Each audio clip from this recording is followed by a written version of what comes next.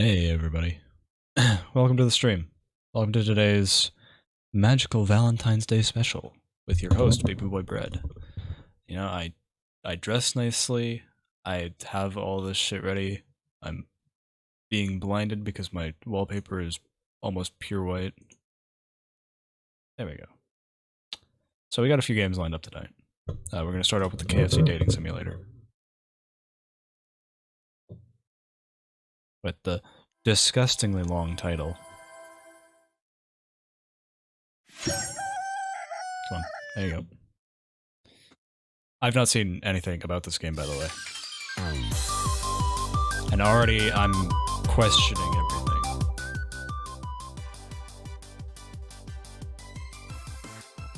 Right out the gate, I'm already questioning why it's so... this. You know.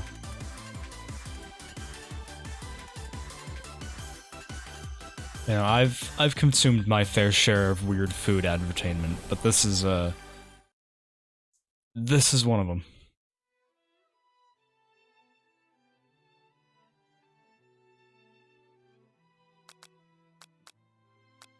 Yeah, let's just go right in. Why not? My name's Bread.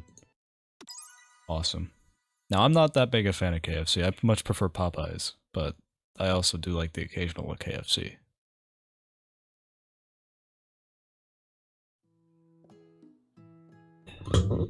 Alright. You sleep softly as the morning sun casts a warm glow through the window of your modest student apartment. The world is peaceful and serene. You could stay in the moment forever.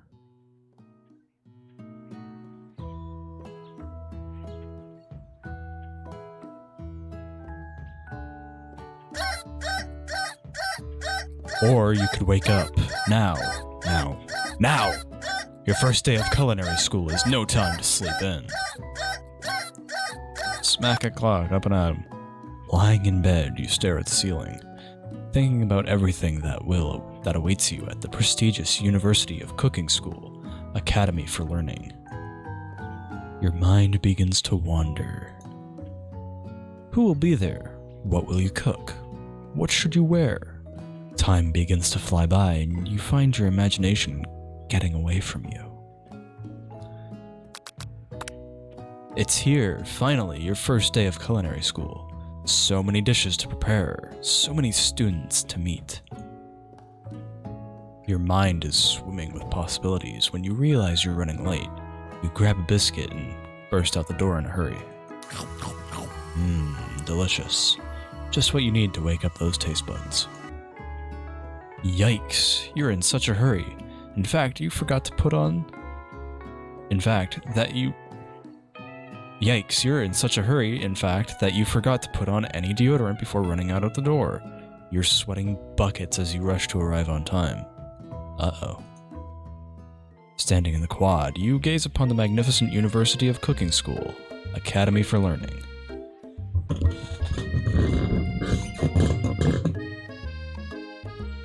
Here comes your lifelong best friend forever, Miriam. She is the most adorably awkward person you've ever met, and you absolutely love her for it. Good morning, Brett. Are you excited for the first day of our lives? Actually, I'm...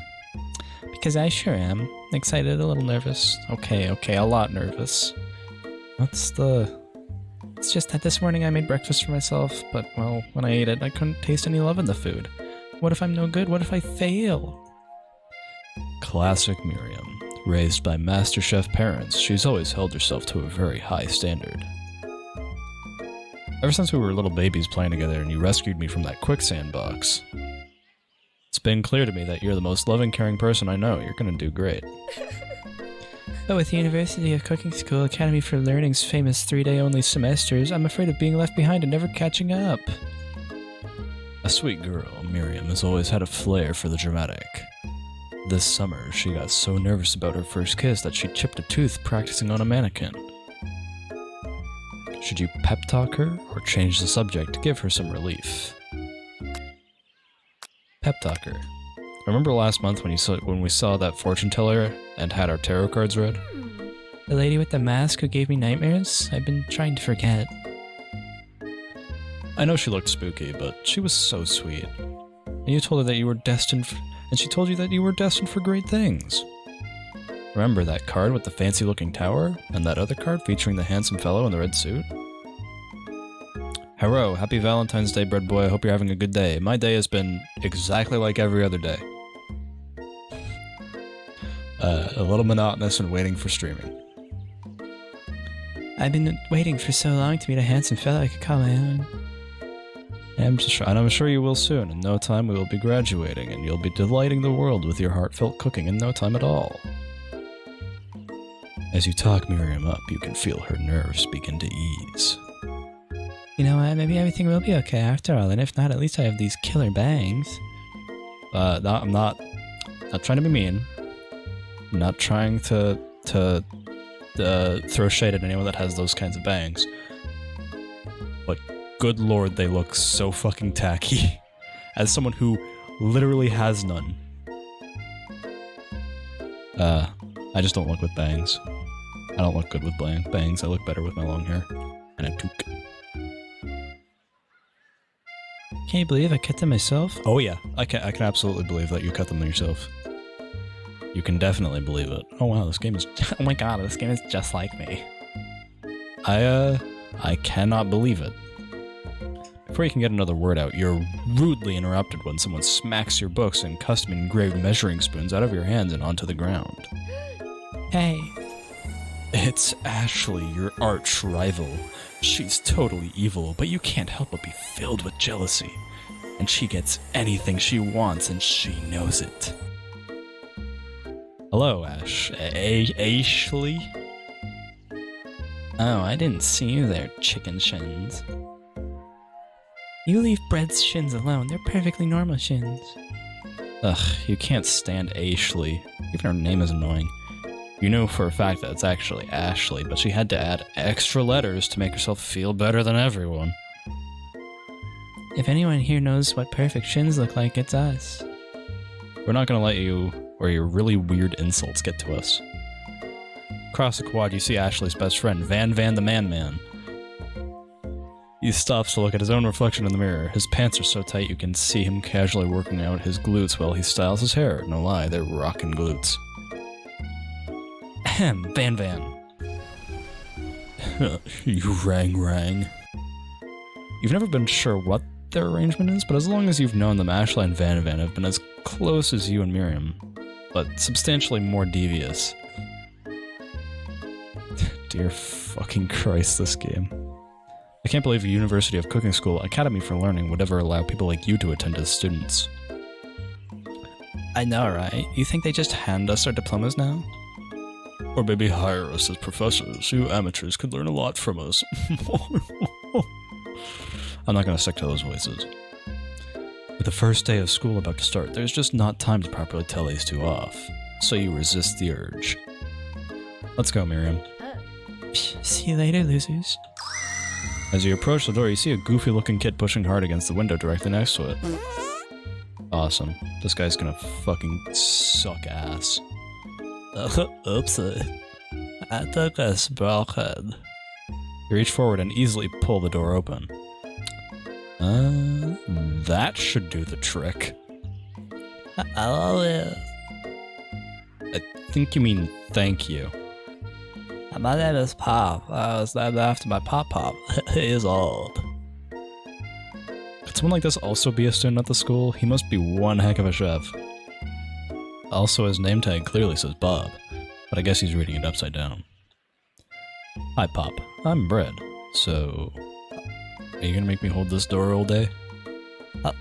Nope. And with that, the young man walks to the building ahead of you.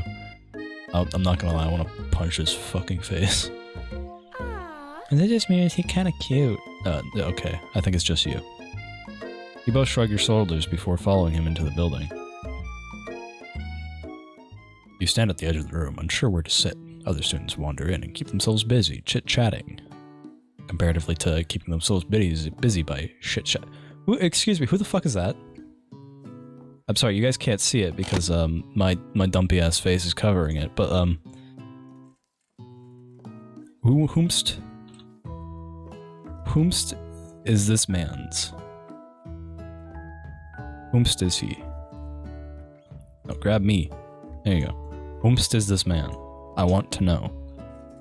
Is this Mr. Kentucky Fried Colonel himself? Or is this just like a guy that they found?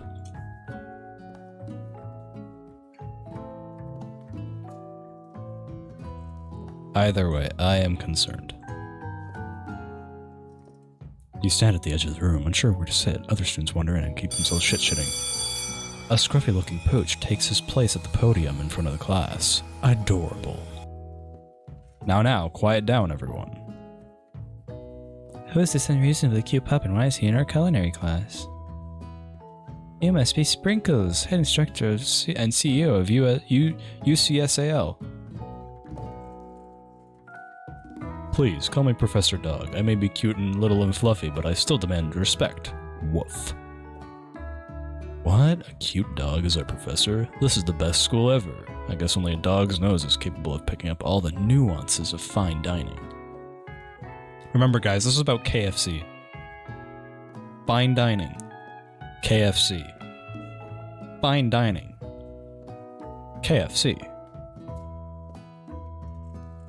Out of nowhere, wind begins to rush around you as a swirl of cherry blossom petals fill the air in the classroom. I'm jealous. I would close the window. And then, he walks in. You're immediately swept in the aura of this new student and his remarkable goatee. Who knew anyone could be so handsome? Time stands still.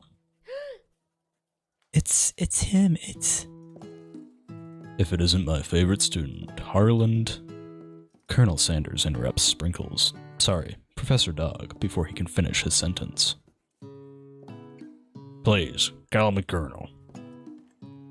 Colonel Sanders. A hushed murmur rolls through the classroom as Colonel Sanders walks down the aisle of desks. Suddenly the room is sweltering. Sweat begins to bead across your brow. You feel like everyone is looking at you, and you're not entirely wrong. And this over here must be Sweaty Sweats a Lot. Maybe we should open that window back before faucet pits melt into a puddle and evaporates entirely. Hold on just a second. Nobody talks to my friend like that. You two both know my name. We were in the same kindergarten class, and what's with you and all your really weird insults? Besides, when bread sweats, it's not gross. It's beautiful. Look at that shimmer. I mean, I heartily disagree, but okay. You turn to find Colonel Sanders standing right in front of you. Besides, when bread sweats, Colonel Sanders, the beautiful angel that he is, stands before you, smiling gently, his hand outstretched. I want a dating sim with all of the fast food mascots. Bring in Ronald, bring in BK, bring in the Noid, bring in Cool Spot, bring in the Chihuahua from Taco Bell. Give me the Colonel, give me the Wendy, give me the Dairy Queen. Give me fucking Papa John saying the N-word on phone call at a staff meeting. It'd be great. It'd be awesome. Boy howdy, this classroom gets hotter than a Kentucky Friar. Please use my handkerchief. You freeze up. Colonel Sanders is talking to you. Wait, Colonel Sanders is talking to you about how sweaty you look? You're completely mortified. This can't be your first interaction. Oh my god, I remember this game now. I remember it was like a thing back in 2020 to play this, but I'm only now getting around to it. This can't be your first interaction. What if he never forgets this moment? How will you respond? Take the handkerchief. You stretch out your hand and Colonel Sanders places a fine silk handkerchief in it. It's so beautiful you hesitate to press it in your face, but when you do, the feeling is transcendent. It has this natural scent on it. It smells of the most delicious chicken you've ever smelt. Professor Dog steps in to settle the class down and set some ground rules.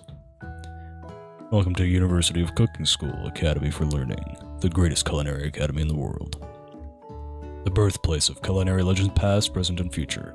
Many challenges await you. There will be tears, there will be blood, and there might even be really adorable tiny food.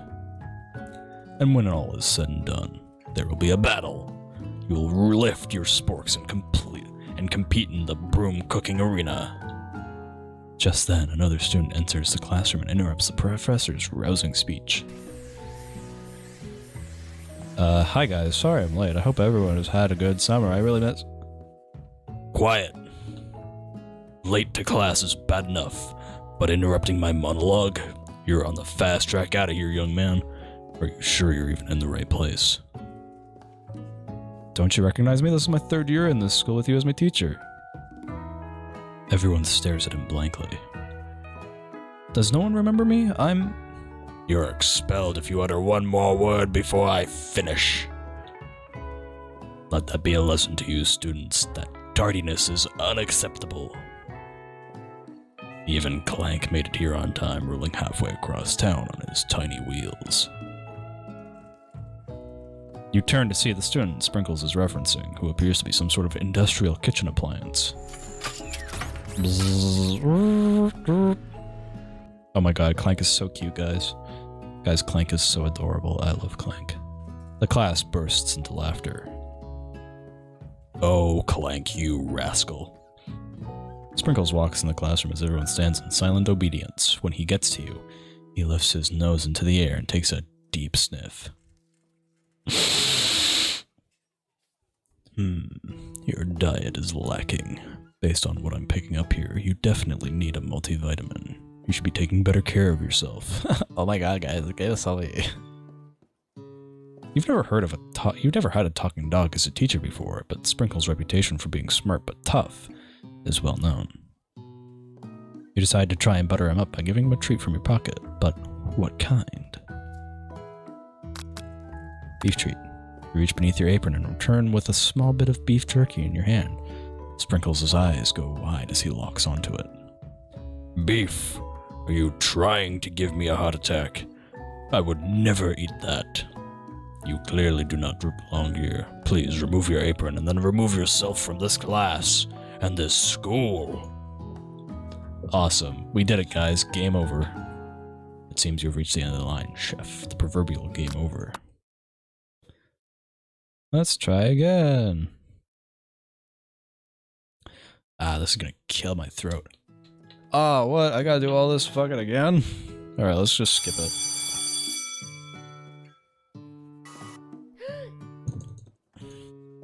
Oh my god, it's Colonel Sanders! Yay, Colonel Sanders! I love Colonel Sanders! Oh my god, he's so hot! I love Colonel Sanders!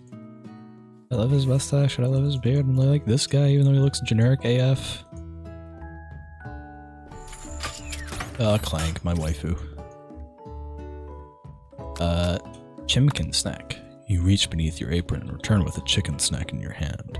Sprinkle's eyes go wide as he locks onto it. His favorite.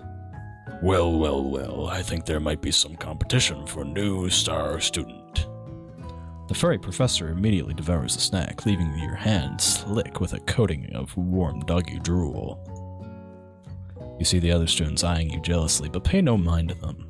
If they wanted to succeed in life, they should have learned the importance of carrying a range of dog treat flavors on them at all times.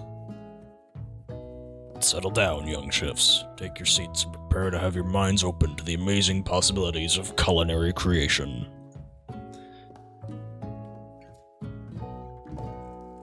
As everyone rushes to claim their favorite seats, you're left standing at the front of the room. Only two options remain. Hey Brad, there's still a seat here. It seems that no one has claimed this seat. It seems that no one has claimed this seat next to me, if you're interested. Two good options, but which will you choose? What's this? Awesome. Good to know. Okay, I'm gonna do a wheel decide for this one.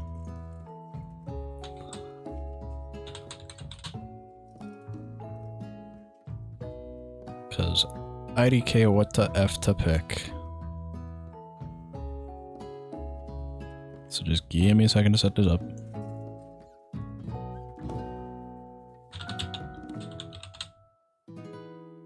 Papa Chinkum or girl? Alright, let's just window capture. Okey-doke. Okay. You guys saw nothing.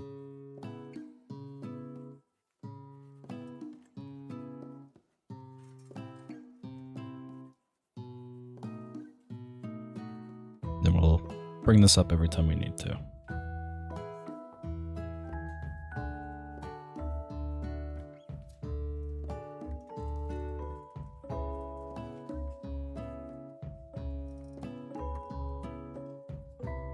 Alright, I guess we're sitting next to girl for a bit.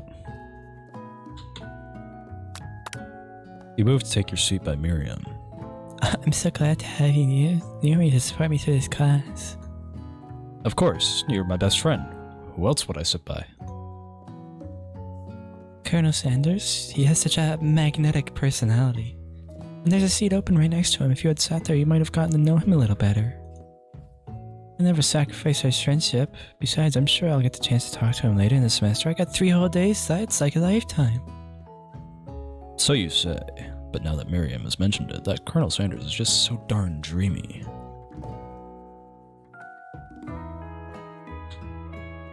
As soon as you've settled in your seat, the professor makes an announcement. Think fast, it's time for a pop quiz. A pop quiz about me.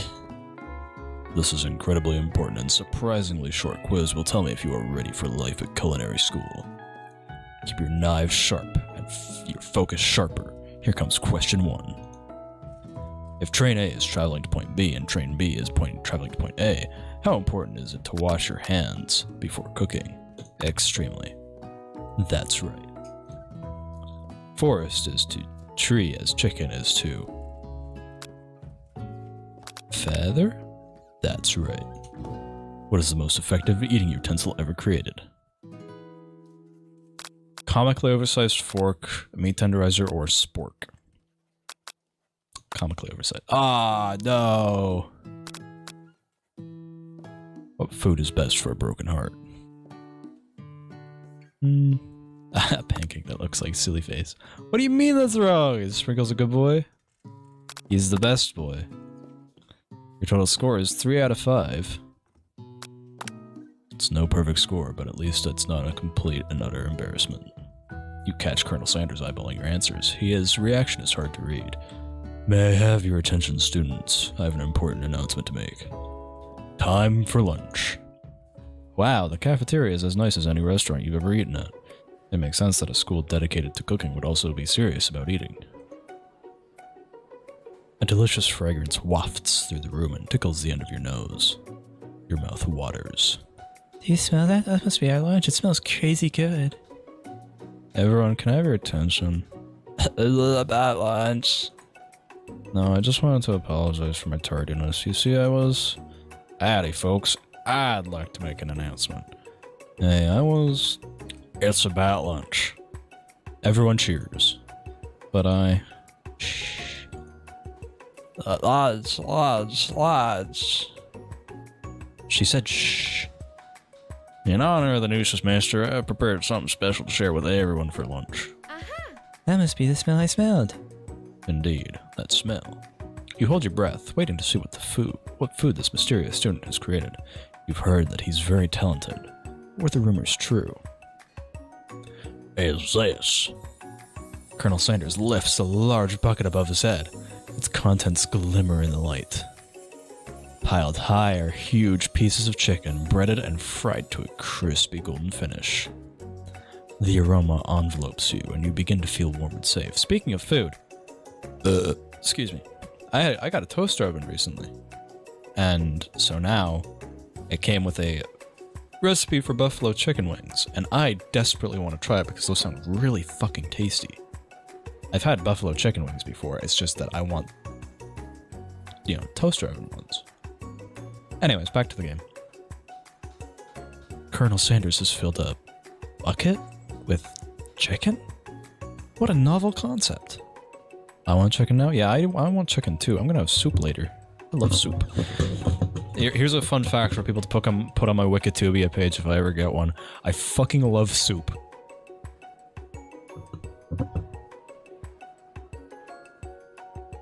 I could eat soup For the rest of my life, I fucking love soup. Not stew, soup. You will remember this? Specifically spicy chicken noodle, spicy curry chicken noodle soup. That's my favorite. Your stomach begins to grumble as if to say, stop thinking and start eating. For years, I have been developing a secret recipe for the perfect fried chicken. Oh, apparently Colonel Sanders' nephew, like, released the 11 herbs and spices, like, officially somewhere. And, I mean, it's 11 guys, it's like an amount of guys named Herb and the 7 Spice Girls, so, like, no one's surprised by this. For years, I've been developing a secret recipe for the perfect fried chicken. By my calculation, nothing less than 11 herbs and spices are required to achieve the perfect balance of flavors. You look around and notice that every other student has a pen and paper and is scribbling notes as fast as they can. But that's all I'll say about that. What? You think we want your stupid secret recipe, dude? Pshaw. Nah, my dude, nah. I'm just drafting a last will and testament in case of one of those ingredients is poison. Got him. He looks around nervously to see if anyone else is laughing at his sick burn. You wait to see what zinger Ashley has prepared for it to follow up, but she suddenly takes a different approach. Yeah, and I was just like writing in my diary. Dear diary, today I smelled something beautiful. I knew at that moment that only the hands of a true gentleman could fry chicken so tender. You see her body language change from bitter and evil to sweet and innocent as she slides closer to Colonel Sanders. She realizes that he is destined for greatness and fame with cooking skills like this. He wants him all to herself. Lamau, can Colonel Sanders be my Valentine? IDK, there's something about him. I mean, yeah, be my guest, I guess. You know, personally, my heart lies with the king, but that's just me. Oh, please. Well, Van, the man, if you don't want any. I'll take his. Whoa. Like, hold on. I mean, guess I'll try it.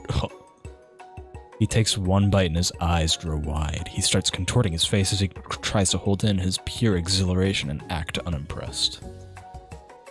Easy now, there's enough for everyone. Please, my fellow classmates, dig in. You take one of the pieces of fried chicken out of his bucket and sink your teeth into it. It's amazing. Tasting Colonel Sanders' food transports you to another dimension. Alone with your taste buds gripping a drumstick in your hand, you float weightlessly. Focus your mind and meditate on this moment. Try and identify every flavor. Savor the moment and everything that tells you about Colonel Sanders' culinary heart. Swim towards the light. Probably this one. The flavors in your mouth are beautiful, pure, heavenly. What a guy. Alone with the flavors, you feel something that can only be described as love. For a man? For a flavor? Are they the same? Oh, did I get disconnected really quickly? I don't know. After tasting his food, you try to get some one-on-one time with Colonel Sanders. You approach Colonel Sanders. Colonel Sanders smiles ever so softly as you approach. He stops what he is doing and allows you to break the silence. Colonel, I wonder if I could talk to you for a second? Anything for a fellow chef. What exactly was on that chicken? How bold to come out and ask. It's an idea I had for a new combination of flavors that will make me my fortune and establish my legacy of all time as I open a chain of highly successful, asterisk maybe, fried chicken restaurants. No big deal. Asterisk, KFC's actually been going downhill rapidly since like 2016. It's just you and me here talking. I can keep a secret. In fact, I got some of my own that I'd be willing to trade. What's the rush? The semester's only getting started. We got 2 more whole days to get to know each other. He's clearly not going to give it up easily, but it doesn't hurt to be persistent. You know what they say about secrets, Colonel. Shouldn't learning be fun? You've got Maxie, I'll give you that. Colonel Sanders looks both ways to make sure you're truly alone, then leans in. You can feel his warm breath as he whispers, "Just one ingredient, but you can't tell. I use It's something my great-grandmother taught me." Oh, wow! You never would have guessed that, in fact, you're not even sure where you'd get some if you searched. While you're wrapped up in that huge revelation, you notice that Colonel Sanders has disappeared while everyone else is still in the cafeteria. You decide to look for him. You find Colonel Sanders outside, standing in the quad. "Oh, it's you again. Howdy. Sometimes I like to come outside and look at the school buildings. I think about how my story will continue on after I graduated." Sounds like you have big plans. "I dare say the biggest. I will leave my mark on this world, you can bet on that." Alone together for the first time, you figure now is the perfect moment to show your personality to him. Nag him to show your own strength. Wow him with a big idea. Add an additional ingredient to really spice things up. Be modest but thoughtful. Let's wow him. "You know about that, I was thinking about your secret recipe." "I don't doubt it. It has a way of leaving an impression on all who taste it." You decide to show him that you also know a thing or two about blowing minds with new flavors. I actually had some thoughts on how you can improve it. "Improve it? You want to change my secret recipe? And you think you can do better?" Have you ever heard of habanero peppers? Heard of them. I tend an entire garden of chili pepper varieties. Habanero, poblano, cayenne. But that's not the point. You can't just toss new ingredients into my secret recipe and expect to improve it. Our recipe is about balance. It involves careful consideration and refinement. I didn't mean to let this be the last time you improvise on my recipes, Bread. I'm headed back to class for the next lesson. That certainly didn't go as planned. You better head back inside, but you wait a moment so that Colonel Sanders doesn't think you're desperately chasing after him. You step into the massive cooking arena where the afternoon lesson will take place. Each student gets an oven and all the tools and ingredients they could ever need. Look at this place, it's magnificent. Finally we get to show our stuff. Wait a second. Oh no, we have to show our stuff. What if I totally blow it? You're not gonna blow anything, except maybe kisses to the crowd of fans you're gonna earn with your signature, adorable, tiny food creations. Welcome, students, to the cooking arena. For today's lesson, we'll be cooking with partners. Hurry up and pair off. Naturally, Miriam looks over at you, but unable to control yourself, you pounce on Colonel Sanders. "Hey, Colonel, would you like to tackle this lesson as a team? A team of two? That is, me and you, if that wasn't clear? Want to be my partner?" Sure, Bread. I'll prepare our station." Without you as a partner, Miriam is left standing all alone. Two different students quickly take notice. "Hello, partner." Bzzz. Oh my, two potential partners. I'm so sorry, gentlemen, but I don't know who to choose. Looks like you'll have to pick four her. Friend duties can be a little awkward, but that's the price you pay for not being alone forever. Who do you want to ask to be Miriam's partner? Guys, we gotta go with the homeboy. We gotta go with Clank. Sorry, Pup, but I think Miriam will be partnering with Clank today. It's okay, I already ate. It's not entirely clear if Pop has any idea what the point of the school is, even at this juncture. Clank is clearly excited to have some attention. He heats up and begins to roll back and forth. Warp, warp, warp, warp. Hold on there, fella. We don't even know the assignment yet. Technically, Clank might not have a face, but there's something charming and earnest about him. Clank is the best friend? You're so right. Clank is the best friend. I would trust Clank with my life. Zzz. Tissue? I hardly know you. Clank judders and a panel shakes loose. You get the impression that this is a sign of affection. Looks like you two will be fine. Now it's time to focus on your own cooking classwork. Alright, you two. For today's lesson, we're gonna keep it simple. Pick a basic dish and divide it up the steps. No chef is an island. It takes 2 flints to make a fire. You get the idea. I'm starting to turn Sprinkles into Colonel Sanders. I gotta stop that. Which dish do you suggest to your partner, Colonel Sanders? Steak tartare seems easy enough. It's fancy and you don't even need to cook it. Using octopus will blow Colonel Sanders' mind. Your Grammy's mashed potatoes and gravy. I've always been something of a down-home chef. I was thinking we could make something warm, inviting, comforting. Maybe mashed potatoes. And gravy? I couldn't imagine one without the other. Colonel Sanders casts a coy look at you, causing your whole face to go beet red. Embarrassed, you quickly turn away. I'll go get the potatoes. No, please, let me. Baking perfect produce is a passion of mine. Looks like things are getting pretty fresh around here. Does someone have a crush on Colonel Sanders? We're just cooking partners. Mind your own business, bitch. Sanders' heart is my business, and you better keep your fingers off my man. Did someone call for me? No, geez, Van Van. While I'm over here crushing bread streams, you're supposed to be taking care of our classwork. That was the deal, remember? Colonel Sanders returns, arms full of peeled potatoes. He tosses them into the boiling water and turns its attention to you and your old quote-unquote friends. Oh, howdy there, Ashley. Van Van. Are we working in a quartet instead of a duet now? Actually, no. It looks like Bread was struggling. Whoops. I was gonna say, Colonel Sanders, maybe I could also teach you a thing or two about fancy food. Maybe one day you might even be able to get up to my level. Doubt it. Don't be rude, Van Van.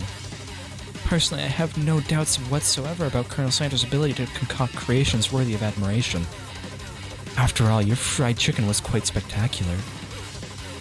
But Colonel, if you ask me, I might make a better partner for you than this thing that has positioned itself at your station.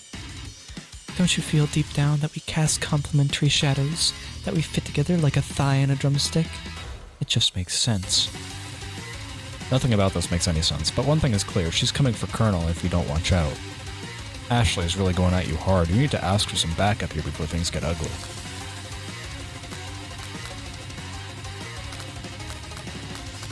Colonel Sanders, I'm here to learn and to express myself via cuisine, not bicker with prima donnas. Partners were chosen at the beginning of class, so let's all respect the format, okay? You turn to Colonel Sanders to confirm that you're on the same page. I chose Colonel Sanders, and Colonel Sanders chose me. Isn't that right? Sometimes conflict can actually build character. I wouldn't want you to shy away from a bit of healthy competition with our peers, Brett. Wow, is he just not that into you? You'd think a gentleman like that would defend you in a situation like this. Did you do something to offend him at some point? You look for Sprinkles in hopes that he might step in, but he's nowhere to be found. Those cute corgis in their short but sturdy stature. You look down at your station and realize that in the tension of the moment, your hands have been cooking on autopilot. Distracted by the drama, you've already crushed the boiled potatoes into a perfectly creamy mashed texture, with plenty of butter and cream for flavor. It's as if your natural passion guided you through the steps you knew so well while your attention was elsewhere. I know just what to do. Colonel Sanders extends his hand, holding a beautiful white porcelain gravy boat, out of which pours a smooth brown gravy smothering your nearly finished potato dish. Gravy flows down the mound of mashed potatoes. The results look spectacular. Granny would be very proud. Colonel Sanders holds a spork out to you. You reach out and grab a hold of it, but he doesn't immediately let go. Two of you stand holding the same spork, and for that spell moment, all of the madness and pressure in this crazy world stops. Your eyes lock. The moment is electric. I genuinely thought that said erect when it first popped up. Time stands still. If you love something, set it free. Together, you dig the utensil into the mashed potato and lift a heaping sporkful up. When you see Ashley with a sinister look, you know she's plotting against you to be with Colonel Sanders. Fucking let her be with Colonel Sanders, I don't care. And then, filled with rage, without thinking, you fling the sporkful of mashed potatoes right into Ashley's stupid, beautiful face. Van Van, do something, do something! Scooping up a fingerful, Van Van tastes the dripping mashed potatoes and gravy, and realizes that it's delicious. Horrified by this revelation, he slinks away. Will he ever be able to cook something with so much love and integrity? Hold on right there, Bread. We do not waste food with broom cooking around. Colonel Sanders, I expect better from you. If you throw one more spoonful, you both better be prepared to eat it wherever it lands. Hera has potatoes face. Van Van rushes back, over a covered dish in his hand. Mashed potatoes with gravy? Pathetic. In just a few minutes, I prepared a full meal. Gaze upon my specialty, braised tentacle of octopus in my silky saltwater sauce, plated on a battle axe forged by my supreme chef ancestors. You've ignored me for too long. This ends now. It is I who will have first bite. You will all look on with envy. The interrupted student rushes at Van Van and swipes a bite of his signature dish right off the plate. No, don't. Something about this dish doesn't strike my nose quite right. I think the octopus was rushed. It may have turned in the process. The results could be toxic. Too late. It has been eaten. I think, I left something in the, oven, I don't feel so good. It killed him. Holy fuck. Everyone step back. Don't take another bite. When you look back at the plate, the rest of it is gone. You notice the tip of the tentacle being slurped up in Pop's mouth. Pop winces in pain for just a moment, but then is almost immediately back to his oblivious self. Oopsie. Tastes like poison. The entire class is gathered to watch Pop's final moments. Shock has frozen the whole crowd. They are as motionless as statues. The class bell rings, disrupting the moment and snapping everyone back to reality. It would appear that Pop's enthusiasm for trying new things, despite obvious danger, has inoculated him against poisons of all kinds. He might just be too stupid to figure out that he's supposed to be dead. He might just be too stupid. I'm not sure the professor is here making enough money. Hello? I just turned into a ghost over here. Seeing that you're shaken up by that really annoying student and all his nonsense, Colonel Sanders approaches you. Sorry I had to go through that. Please let me walk you home. What? Like, for real? Oh, come on. You follow Colonel Sanders out of the room. That night, the school building has taken off and taken on another vibe entirely. It's dark and more than a little spooky. Colonel Sanders stands in the quad's neon glow and speaks softly. Those mashed potatoes you made in class today. Before you go on, I want you to know they're not a great representation of my skills. I didn't even realize I was making them. They were amazing. Tasting them, it reminded why I became so passionate about food to begin with. Colonel Sanders is getting choked up. Cooking is obviously important to him, in a way that you find inspiring. Now might be the perfect time that you're developing feelings for him. Colonel Sanders? Yes, Bread? There's something I need to tell you. Hold it right there. There's something I need to tell you first. Oh, jeez. You see, when I was just a boy, I had a dream that one day I would be the greatest chef the world's ever seen. And every day since, the biggest cockblock on the planet arrived. Yeah, I realized that, like, punctuating all of his words with is going to get really annoying really quickly, but it's just so fucking fitting to me. I'm not doing it intentionally. I'm like just doing it unintentionally because he's just such a douchebag. And every day since, I've been working towards that dream. Day and night. Never stopping. Never resting. Also lifting a lot of weights. Like so many weights. We should all follow our dreams with all our hearts, that our soul may grant them like wishes floating on a shooting star. You... Shut up. I'm the one here to say inspirational stuff and be the star of the story. We're forgetting that your cooking literally killed a guy. Oh, that's me. Are we forgetting that your cooking literally killed a guy? Like, literally murdered a kid. Oh, you can't prove that. I also saw you kill that guy. What was his name? Somewhere in the distance, you hear a long, sad sigh.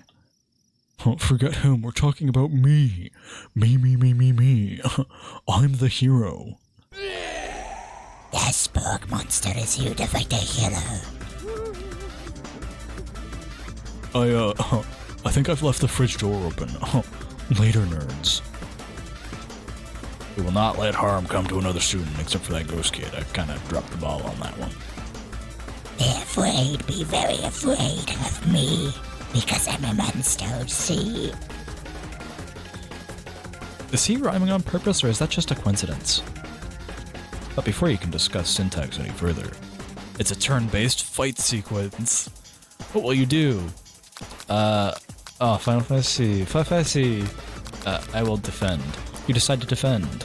Which defense will you choose? Trepidation. You close your eyes tight, but then open one just enough to squint and see the spork monster across the battlefield. For some reason, this makes you feel more prepared for what comes next.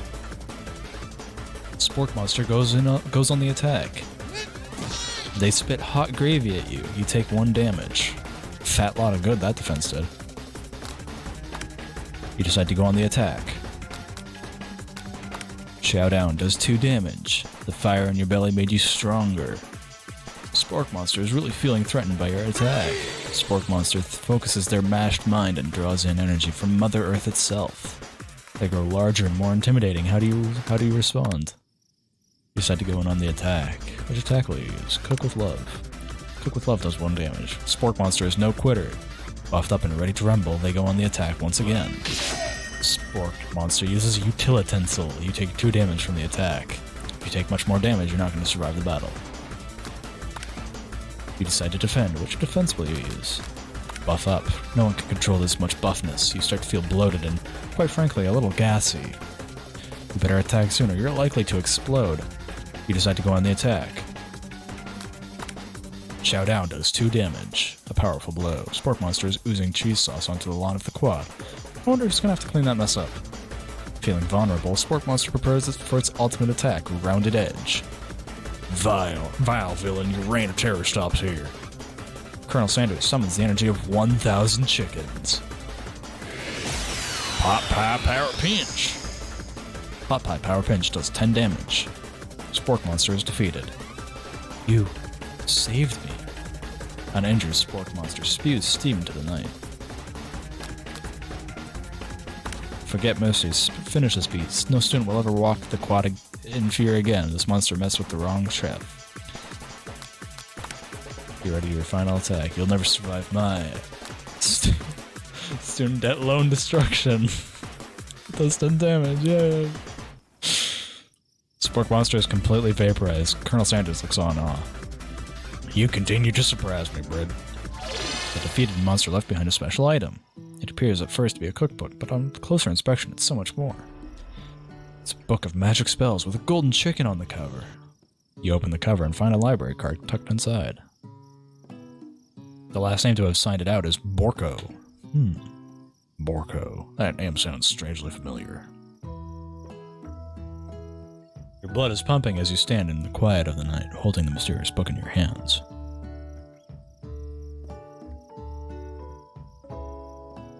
As you come down from your battle buzz, you realize that your final attack has left you completely depleted. The world around you begins to fade away.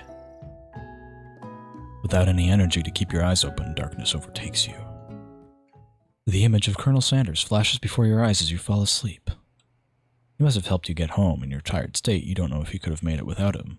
What a guy. You want to thank him, but you don't have the strength to utter a single word. You feel your covers being pulled up over you as you are tucked in tightly. Good night, my Colonel. In your dreams, you're together with Colonel Sanders. For some reason, Sprinkles is also there, instructing your love. Dreams are weird.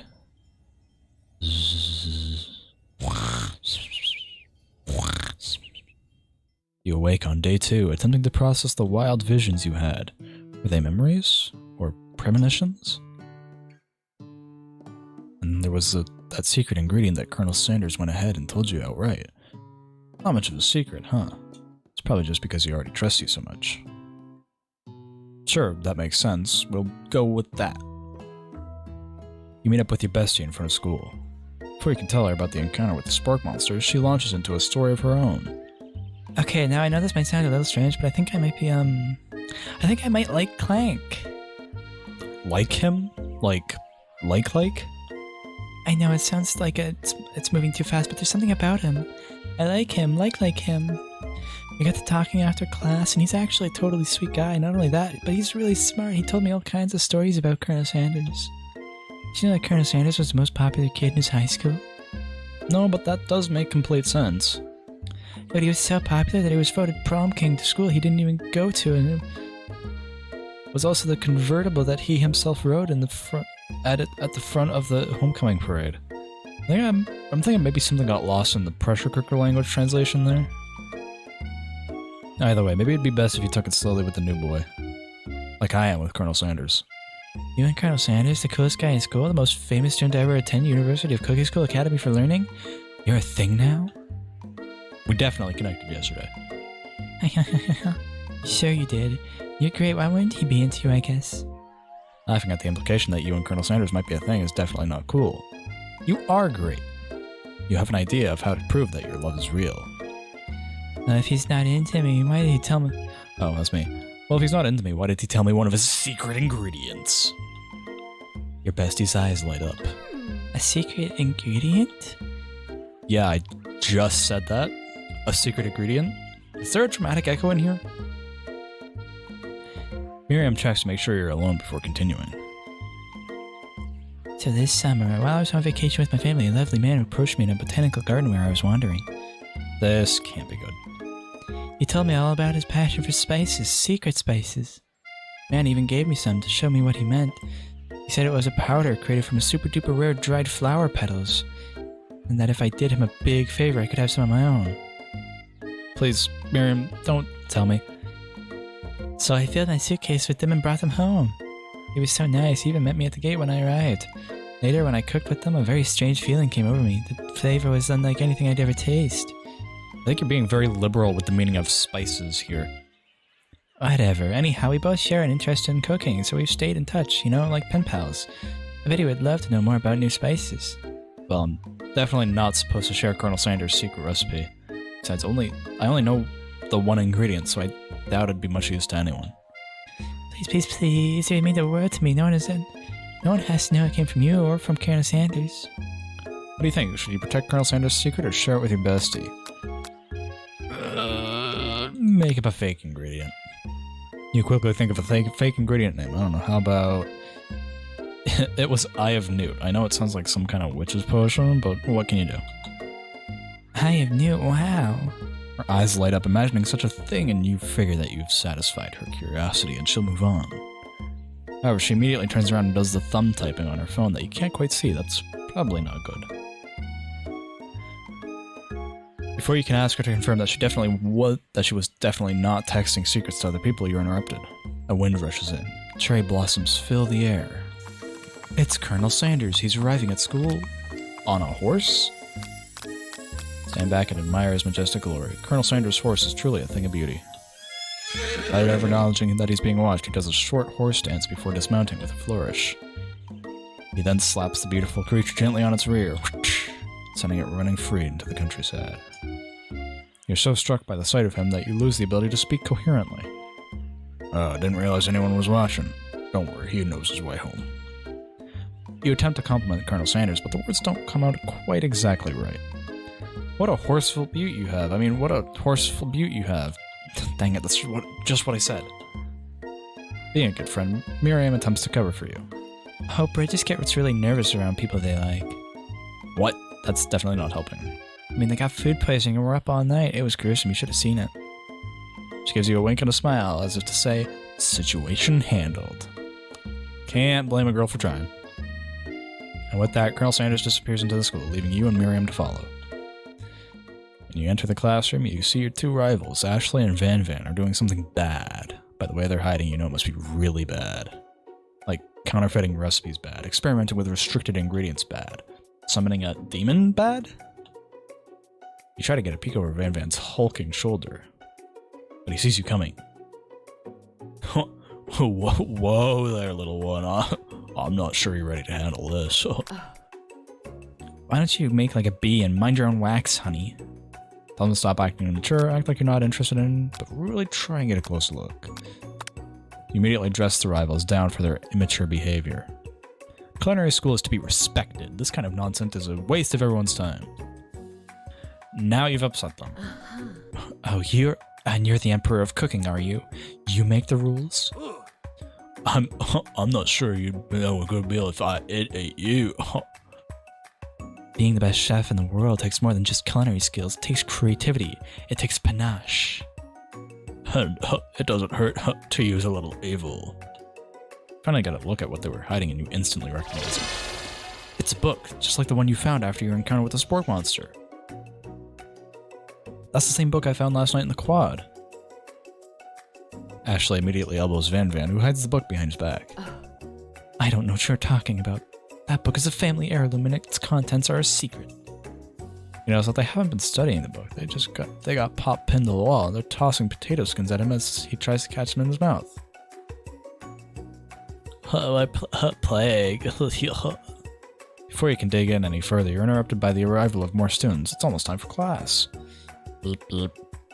Clank must be running late. He's in such a hurry that he rolls right over Van's meaty foot. Hey, watch it, you bucket of bolts. You watch how you talk to him. He didn't do anything. Who do you think you're talking to? I've never heard such language, not even from a stand mixer. Womp womp. No, your mother was a stand mixer. Van jumps to attack Clank, but Clank shocks Van, sending him flying across the room. Protect me, Colonel Sanders. These crazed men are about to come to blows. I think it might be over for me, but I'm not interested in either of them. Ashley's tone has completely changed in an instant. She bats her eyelashes at Colonel Sanders. Surely he must know that this is a ruse, right? Gentlemen, get a hold of yourselves. Save it for the arena. At least. Or don't. Honestly, what do I care? Got a lofty career aspirations to focus on. Maybe I can help you with your business plan. Just then, Sprinkles arrives to signal the true start of class day. He's panting, which doesn't seem that abnormal. He's a professor, but also a dog. Students, please take your seats. I apologize for my late arrival. I spent the morning chasing a car all around town, and my tiny legs are very, very tired. But I'm here now, and I hope you're ready to learn. Rub his furry dog belly. He loves it.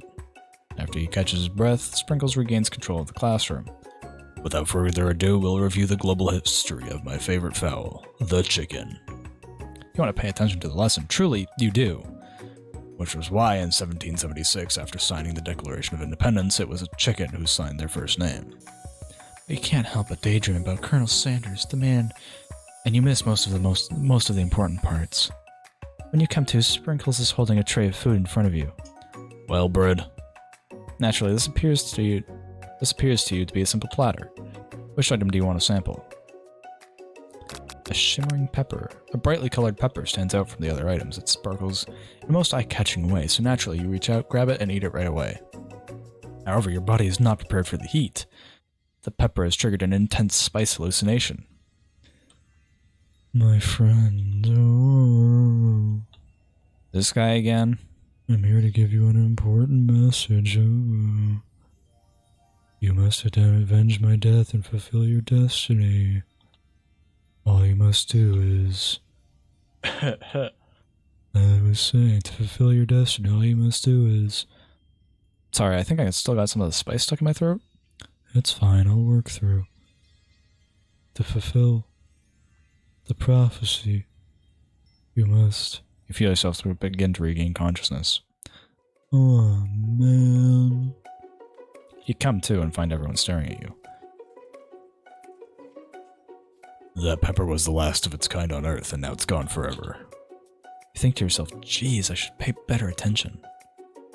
We all make mistakes. I'm sure I'll forgive you someday. Come on, it's time for lunch. Before anyone can relax, the lights dim, and your rivals enter to make a dramatic announcement. Today's lunch will be prepared via timed competitive cook-off. The level of theatrics these two is off the charts. You're on. A bit of lunchtime competition, eh? Count me in. If I had to wipe the tables with you fools before I set my lunch down on it, then so be it. I'm not the fool. You're the fool. Fool. Good one, Van. I like your gumption, Bread. I'll be watching your performance. Just as things reach a boiling point, Sprinkles steps in. Surely he'll put a stop to this madness. Now, students, please settle down. This is a lunchroom, not a sportsing court. Finally, a little sense. You breathe a little sigh of relief. At least not until we turn on the timer. Just then a huge light blasts you in the face, flashing the words, "Timer ready." That's what I'm talking about. Aroo. I stand corrected. The hard way builds solidly a foundation of confidence that cannot be swept away. Well, that's an original quote by me, in case anyone was wondering. I hope its message lifts you to victory. Like a diamond, I was formed under pressure, and now is my chance to shine. I will defeat you myself. You had his chicken, and you made mashed potatoes and gravy on day 1, and you're feeling like you can really impress him again here. Time to boil some water for the potatoes. Think fast, if the timer runs down, you'll be forced to pick randomly. What temperature does water boil at? 100 Fahrenheit? Off 100 Celsius. What do you think, Bird? Get your head in the game. You're ready to season this chicken before you cook it. You don't know how Colonel Sanders' recipe is exactly, but you have an idea. 20 herbs and did he say he used 11? That's right, you might not know all the ingredients yet, but at least you're headed in the right direction. Tail wagging intensifies. Now that you got some basic steps going, it's time to elevate your craft. Which state of mind offers the most flavor? Trust? Oh, it's pride, gratitude. I'm begging you to get it together. Get it? I'm a dog. Never the wrong time for some dog jokes. Classmates are rooting for you, but Ashley is simply stronger and faster than you. You better pick up the pace if you want to survive. When you were a child, your father never told you to never forget where you came from. Every day you meditate on his advice. Don't draw energy from that place. That'd be a great time to harness the energy. So where does it come from? That's right, this is your shot and you're not going to miss it. Aboo, werewolf London. Try to shut the noise of the arena and focus on your cooking. What is the sound of success? Sizzling? Oh, what the fuck?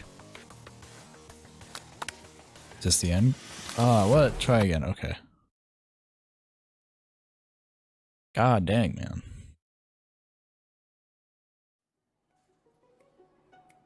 Yeah.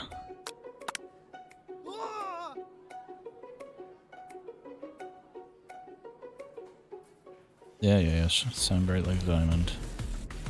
100 Celsius. That's right. Would you have even gotten to the school without knowing that? When it gets rubbed for your belly, let that enticing offer motivate you. See, let's check in. 11. Yep, that's it. Gratitude? Never take this opportunity for granted if you hope to succeed. Your classmates are rooting for you, but Ashley is simply stronger and faster, blah blah blah blah blah.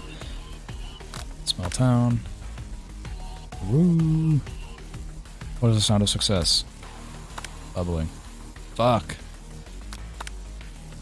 There's Colonel Sanders. I believe in you, Brady. He's actually cheering you on, which would be awesome, knowing that he's watching you make totally forget what you're doing. You think about is Colonel Sanders. Okay. You're stranded on a desert island with only one dessert cookbook. Which do you take? What a hunk. I know, right? You know what? Shouldn't you be focused on the challenge you're falling behind? Walking on the beach. What does this have to do with crafting stickers and biscuits? Just really struggling to keep up. Next station over, Ashley has already begun plating the elements of her dish. It's colorful and complex. To make up the time, you toss your biscuit dough into a stand mix. You do the crowd. Thanks. Bzz. I know you love nothing more than seeing a fellow appliance utilized in a kitchen battle, but sometimes that means sacrificing the personal touch. Well, you might not even have any hands, but bread does, and a good chef needs to be touching the dough to know when it's properly mixed.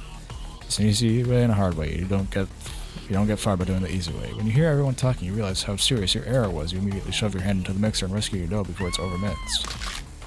Oh no! My hand gets crushed. Hi, Cyber Blaster. Welcome to the stream. Welcome to the Valentine's Day special. We're going through a fucking hell in a handbasket right now.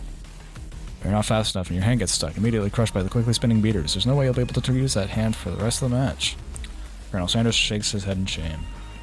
What you often find is that the easy way can turn out much more difficult. Everyone stop what you're doing right now. This battle is over. Can't be. I was so close to finishing my dish. Sweetheart, look at your hand. You simply can't go on. Oh, that's too bad. And here I am with a completed dish ready to serve. Surely that makes me the winner by default. No.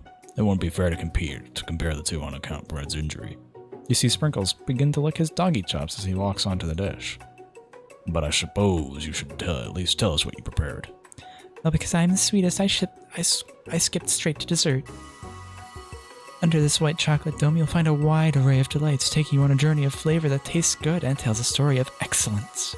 I was going to ask Bread to do the honor, but since you're injured, I'm afraid that pouring the creamer of delicate hot chocolate sauce might be too difficult. Colonel Sanders, if you don't mind lending me your strong, steady hand. Colonel Sanders pours the hot chocolate sauce on top of the dome, causing it to melt away, revealing the ingredients hidden within. Inside, you'll find a delicate fried cheese croquette atop a slice of honeycomb, ice cream 2 ways, tender nougat, and pearls of blueberry gelée. Colonel Sanders seemed intrigued, but perhaps not impressed as he dips his finger into the chocolate sauce. Simplicity isn't your strong suit, isn't it, Ashley? Oh, you. As he places a sauce-covered finger onto his lips, Ashley leans over and whispers something into his ear. A dab of sauce sticks to his mustache. Internalize the rage. Your rage burns so intensely within your eyes that they burst into flames. Holy fuck! Okay, well... Embarrassed and ashamed of your poor performance, not to mention your crispy fried brow, you run for the quad to be alone. The beautiful weather feels like an insult. Inside of you, a storm rages. It's Colonel Sanders. He's probably here to tell you that he and Ashley are in love and decided to get married. He won't even ask you to cater his wedding because you're a terrible chef and an awful person. You try to hide from him, but he approaches you directly. I know you're hurting right now. Not just from the devastating loss, but from that running with the mixer and that small fire. Should get that checked out. I'm fine. Can't you just leave me alone? I'm a loser. I'm not fit to fill your fryer. I'll never be a master chef. Failure is a part of life, not just for you, but for all of us. Do you think I never failed at anything before? That's exactly what I think. Well, think again. I wasn't always the man you see before you. Enrolled in culinary school, incredibly handsome, successful, motivated. Well, handsome, sure. Well, handsome, sure. I was born that way. But I've walked other paths and arrived at dead ends. I was passionate about life, but I failed as an obstetrician. I was passionate about justice, but I failed as a lawyer. I didn't know. People see my delicate ribbon tie and my well-kept beard and assume that I've got it all together, which is true now, but hasn't always been. Sounds like this guy could really use a hug. I resolved that when I was going to amount to something. No amount of hours, labor, or money would deter me from giving the best I had to give.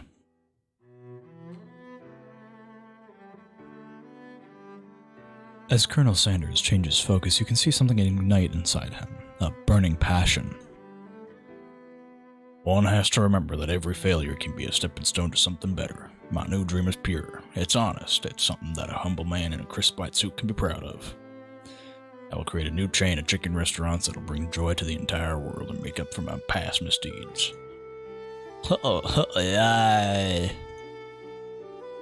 Just as your moment grows intimate, you're interrupted by a threatening, shadowy presence. Battle-scarred from the night before, you prepare for the worst.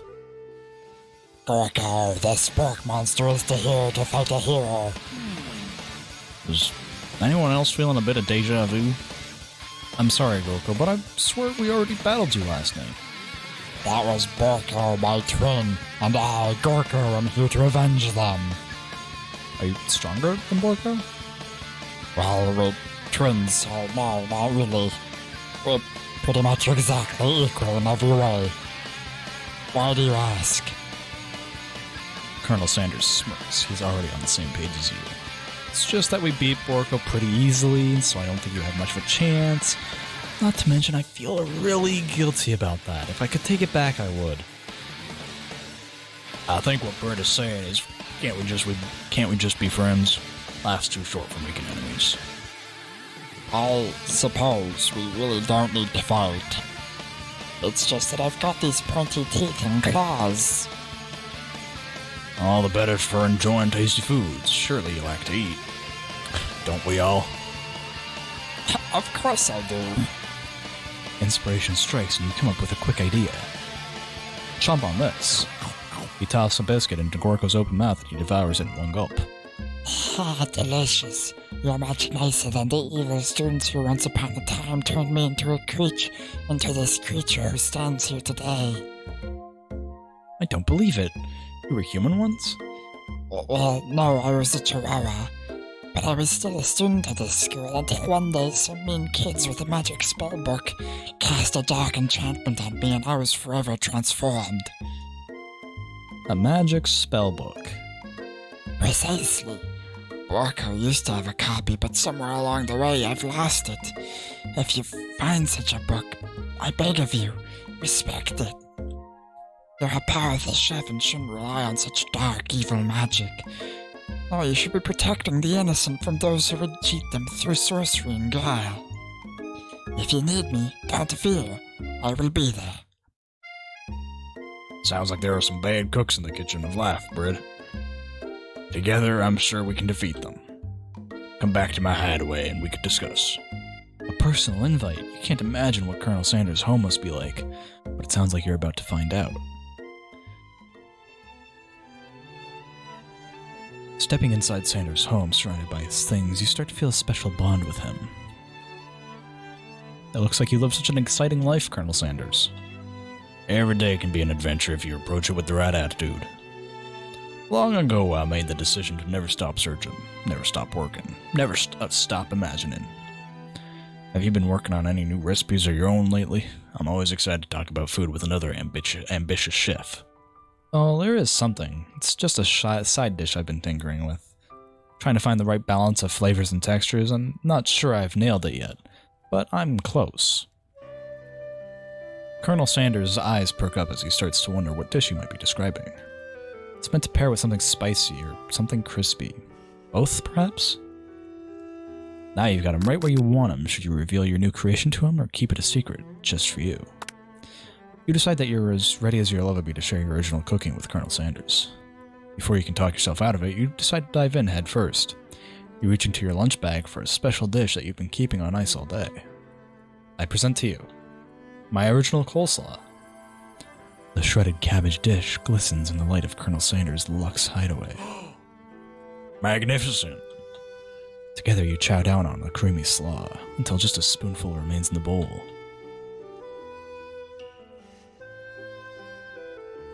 Do you mind if I hold on to that last bite?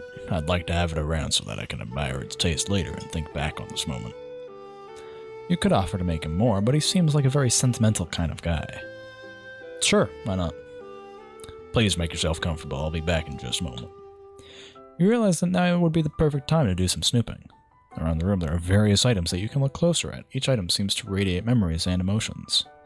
Tap on an item to... This must be where he keeps his secret recipe. You think for a moment, what number is important to Colonel Sanders? Then it dawns on you. As soon as you turn the dial to 111111, the safe opens. Inside you find a single note. Can chicken be prepared sashimi style? An adorable little baby boy crawls across the floor. From the goatee and mustache combo he sports, you figure that this must be Colonel Sanders himself. That, or maybe it's the drumstick that he seems to be waving like a rattle.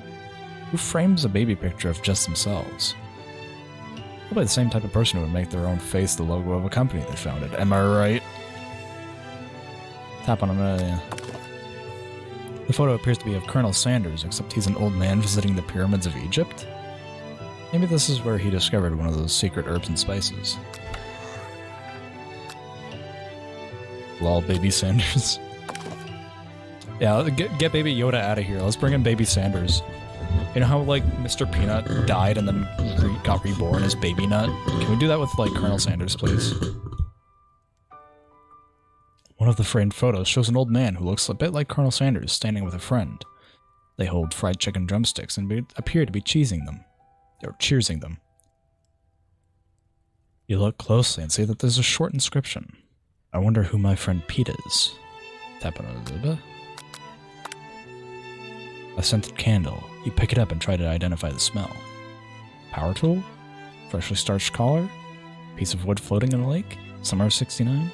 No, it's one of the secret recipe ingredients. It's bull. Take a closer at the large urn sitting on a nearby pedestal. It's dusty, but you can read the inscription. Here lies the ashes of all my past careers and business failures. Poor guy. It's a very realistic stuffed chicken sitting on a corner table. When you pick it up, it isn't just realistic, it's real. Taxidermy must have been important to Colonel Sanders when it was alive. The true state bird of the great state of Kentucky. A lock of silver hair is woven through the teeth of the comb. Upon further inspection, that the hair therein isn't just silver in color, it's actually made of spun silver. Gaze at the window across the vast lake and mountain range beyond. Just then the ghost of student pops up. Are you thinking about heading out into the world on a quest to avenge my death? Wait, what? I never even learned your name. Why would I avenge you? I can just tell you my name right now. It's... Can't you see I'm in the middle of something? You open the window a crack and the ghost of student swept out with a breeze. Goodbye. You open the door to Colonel Sanders' closet and find a row of his signature white suits hanging within. You take one off its hanger and try it on. The jacket is a bit big for you, but it's soft and comfortable. You give yourself a deep hug, breathing in his scent. They say that home is where the heart is. Is this what they meant? Before you can look any further, you hear Colonel Sanders returning. He has a new dish that he's been working on. He wants you to taste it. You try to act casual until he asks you why you're wearing his jacket. I don't usually loan those out, but I must say it does look good on you. Oh crap, the jacket. Forgot to take it off. What? Oh god, I don't know what to choose. So let's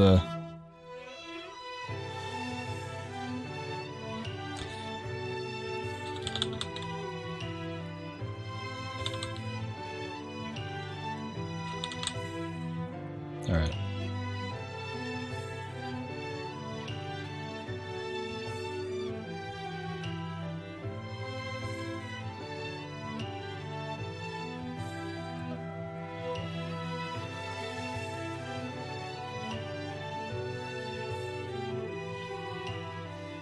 Okay, we're gonna go with it's cold.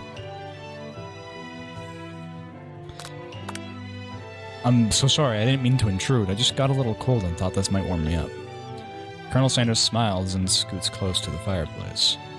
It's warm by the fire. Why don't you come a little closer? If we actually fuck Colonel Sanders tonight, I'm gonna be surprised. Suddenly, everything feels like it's moving too fast.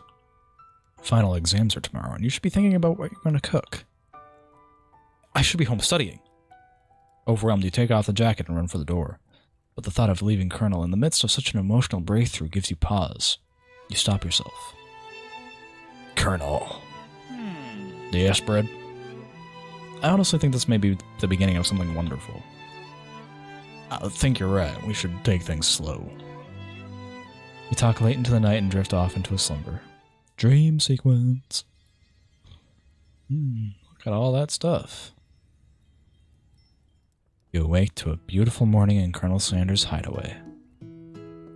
Did you make the right decision on how to respond to Colonel Sanders? Only time will truly tell. Today is a day that could change the rest of your life. You think about the new secret ingredient you just learned about. In some jurisdictions, isn't even legal, but if the recipe is a secret, how will they know? Your thoughts are interrupted when Colonel Sanders emerges into the room. He's holding a gorgeously plated breakfast, and your mouth waters at the sight of it. Here's a simple breakfast I just whipped up. It's meticulous. You taste Colonel Sanders' food, and it takes you on a journey. When you return, he's waiting to ask you an important question. So, would you say we're the perfect match? How presumptuous.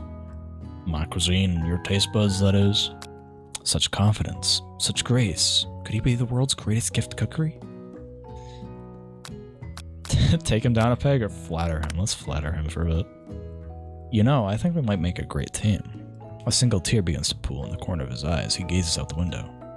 And with the right business partner, I know I can't fail. Business partner? Could we talking to you? It's all happening so quickly. Overcome with emotions and confused by your feelings, you're on the verge of tears, unable to speak. The only answer you can find is to run out the door and get home.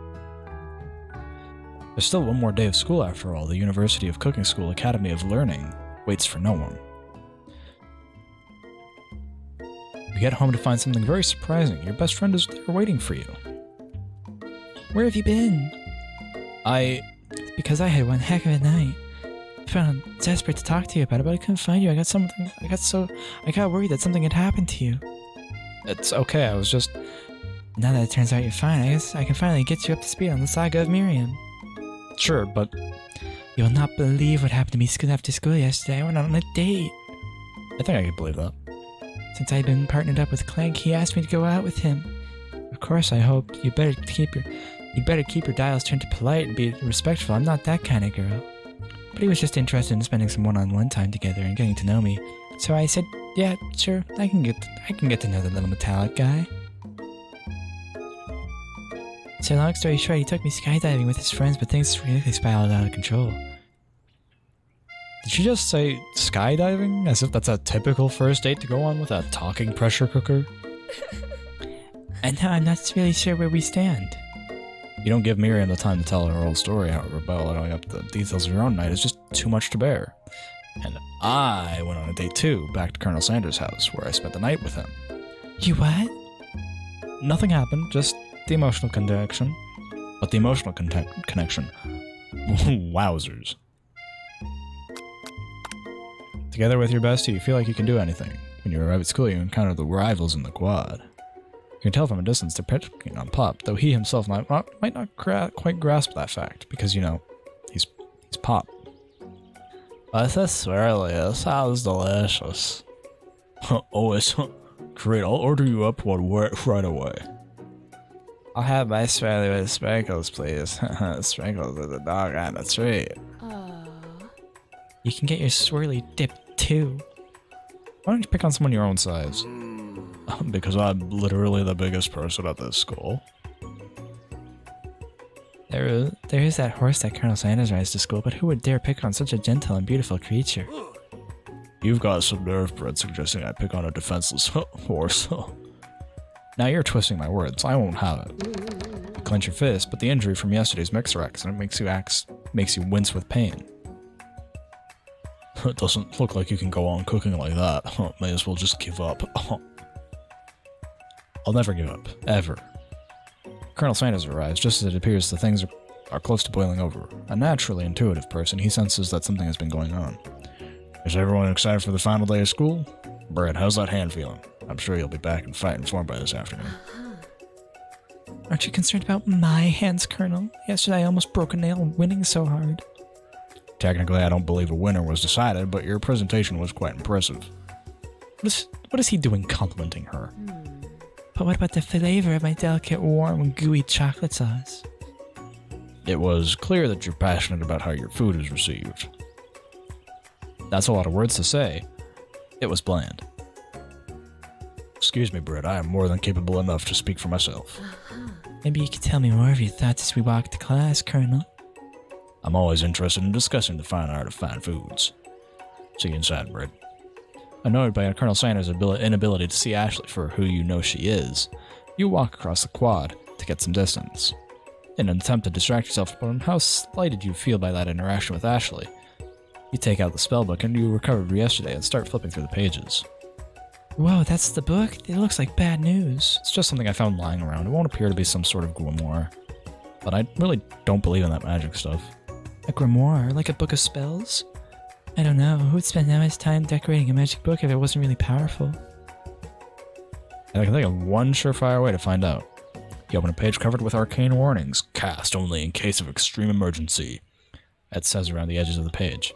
I could use this spell here that says it will release anyone I choose from my memories. If I script out Colonel Sanders, it'll probably help me focus better on the upcoming exam.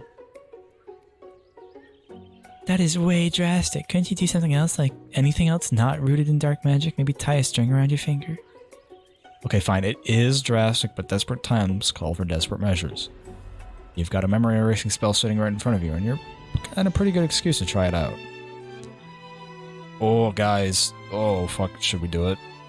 Should we do it, guys?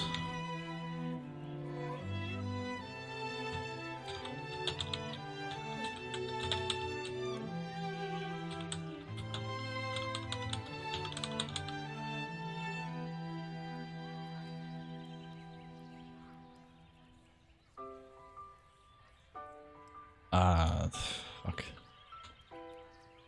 Okay, if we should do it, though. Whatever the wheel lands on. Ah, boo. This playthrough's so boring. Okay, leave him alone. Leave him alone. You take your friend's advice and put the book away. It's almost time for class. Sprinkles is already in the room, waiting for the students to arrive. He clears his voice and makes a quick announcement. I want you all to know I feel something of a dogman coming on, but I assure you it's nothing to be afraid of. His cute little nose scrunches up and he begins to breathe quickly.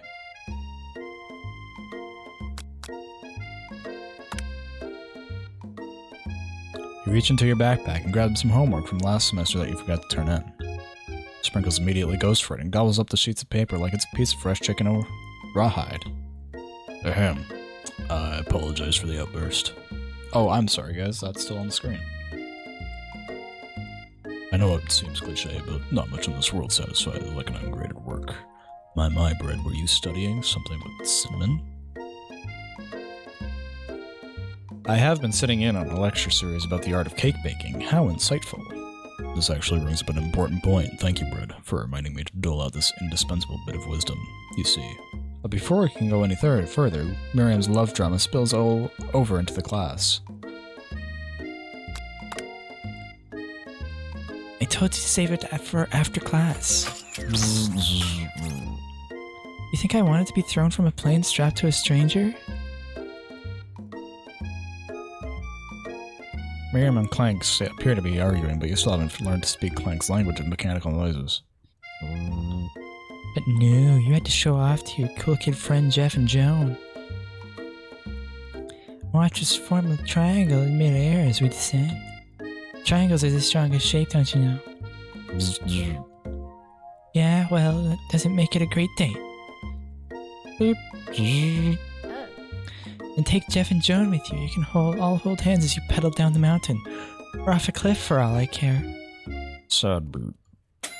Clank begins to shudder. Steam pours out of the gaps in his panel. Then a loud ding stops him in his tracks. No! Clank, no! No amount of seasoning is gonna make me want to eat that, Clank. Clank burps out a completely deep-fried sneaker. Considering that he himself has wheels, not feet, it's not entirely clear where it came from. In terms of deep-fried footwear, I guess it looks okay. Clank slowly rolls out of the room to be alone with his shoe. Everyone tries to pretend like they didn't see that entire thing go down. Poor Clank, he didn't deserve that. He just wanted to do something cool. Nothing like a loud public breakup to cast a pall over the final day of school. Well, that was unfortunate.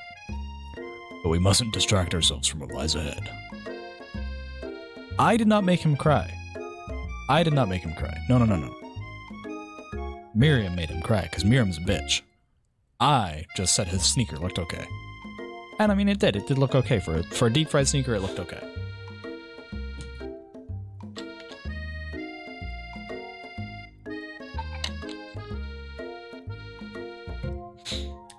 But we mustn't be distracted from what lies ahead. The final competition, Showdown Challenge Exam.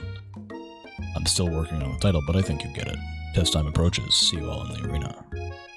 But before you can think about your upcoming competition, there's a very beautiful soul nearby in need of a pep talk. Hey, Miriam. Are you okay? Okay, I'm so mad I could smash a tiny mug, spilling several droplets of hot cocoa all over the floor. How could he embarrass me in class like that in front of everyone? Your tiny cocoa is a delicious treasure, so you know that this breakup is no joke. Even if the source of her frustration is such a silly boy. I know that you know this, but I'm gonna say it out loud. You don't need anyone. Me and you, we're gonna cruise through this final test and hit the carpool lane to Success City. Miriam brightens up, imagining the wind rushing through her short bangs, but she hesitates to embrace the feeling all the way. You're not gonna saddle up on Colonel Sanders' stallion and ride off into the sunset without me. Of course not. Well, maybe sorta, but I'm sure there's a pony out there with your name on it, in a ranch big enough for the both of us and whoever else we want to bring along. If it's not Pop or Clank or anyone else you meet today, tomorrow, or this whole year, so what? You're a special person who shouldn't settle for the first someone who shows a little interest anyhow. Miriam gives you a big hug and wipes the tears from her cheeks. I should really review my menu for today. I'm gonna make a very special soup. I love soup. I love Miriam. And I bet that professor dog is gonna love it up. Oh, you were pep talking Miriam. You completely missed lunch, but that's okay because you had a better idea of how to spend time before your exam. You've decided to head to the arena early to practice a dish. This is it, the location of your final challenge. A test of will, a test of courage, a test of talent, and a chance to beat the pants off of Van, the supposed man-man, and his eviler counterpart, Ashley. As planned, you begin to run through a quick test of recipes you've been working on. Bread's famous chicken pot pie. Actually, I don't have any famous recipes. The closest thing I have to a unique recipe is making really good chicken noodle soup for myself. After practicing for months, making this dish comes second nature to you, and you're able to quickly get a fresh pot pie in the oven, but as soon as you do, your cram session is interrupted by Colonel Sanders. Bread, what are you doing here? There's still time before the final exam. Oh, just taking it all in. I'm big into visualizing success. I'm looking at my situation and picturing victory. That pot pie has begun to bake, and the smell is slowly filling with the space around you. Visualizing, huh? I was hoping you were here cooking something delicious. You'd usually be happy to share your food with anyone who's hungry, but the last time you let Colonel Sanders get in your head, it cost you a cook-off.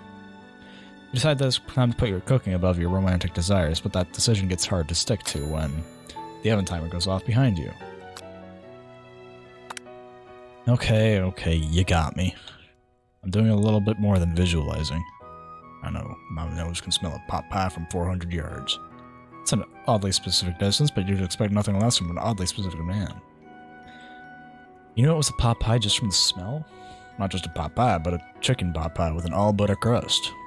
And my nose is telling me something else. Oh no, is it burning? No, I can smell it was made with a heaping helping of TLC. But it'll probably start burning in a second if you don't pull it out. Moment of truth. Wow. It's the best pot pie I've ever tasted. I always loved country cooking and I could eat this all day. There's no time left. The final showdown is about to begin. Sprinkles lays down the ground rules. There are no rules. That is, except you to cook with everything you've got. You step up for the cook-off of a lifetime.